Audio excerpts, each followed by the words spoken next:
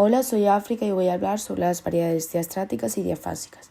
Para empezar, debemos saber que cuando hablamos de la lengua en referencia a su uso en la práctica, surgen varias diferencias fundamentales, las cuales están determinadas por el reparto del lenguaje en el cuerpo social, por lo que existen distintos estratos lingüísticos dando lugar a las variedades diastráticas, también conocidas como sociolectos, y de estas es de las que vamos a hablar ahora.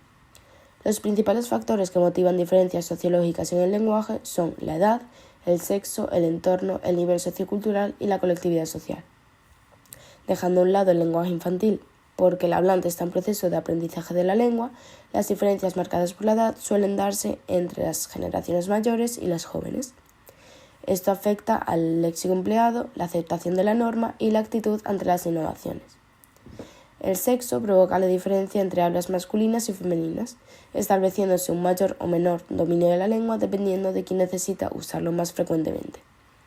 Actualmente existe una discusión sobre el sexismo del lenguaje, donde se dice que es un reflejo de un tipo de sociedad y se critican ciertas expresiones que podrían considerarse machistas. Además, otro factor es el entorno.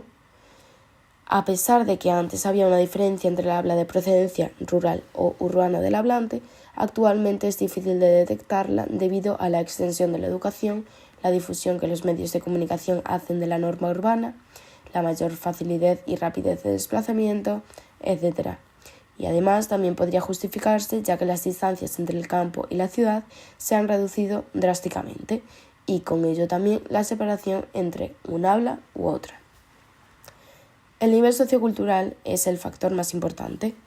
Los dos niveles más contractados son el culto, que corresponde a las clases más altas, y el vulgar, que corresponde a las más bajas.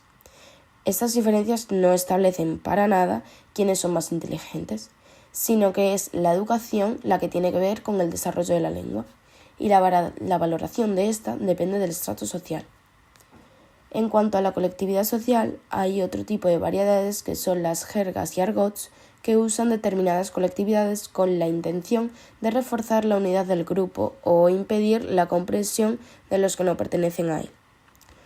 Un hablante emplea la misma lengua en muy diferentes contextos o situaciones y en función de ellas será más o menos cuidadoso con su lenguaje.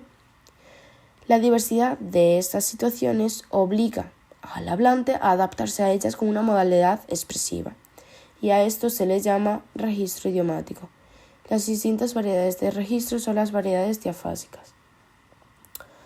Si nos ceñimos ahora a la relación entre las variedades diafásicas y las variedades diastráticas, vemos que el lenguaje vulgar y el coloquial están bastante próximos, al igual que el culto y el formal.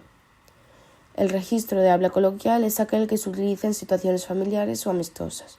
Por tanto, hay hablantes cultos que usan un registro coloquial. El habla vulgar, que se opone a la culta, es la que utilizan quienes no han tenido la oportunidad de desarrollar todas y cada una de sus capacidades lingüísticas. Lo mismo puede decirse de la relación entre el lenguaje culto y el formal. El culto no debe identificarse con el formal nunca, ya que incluso aquellos hablantes que utilizan solamente un lenguaje vulgar saben que en determinadas situaciones deben cambiar de registro.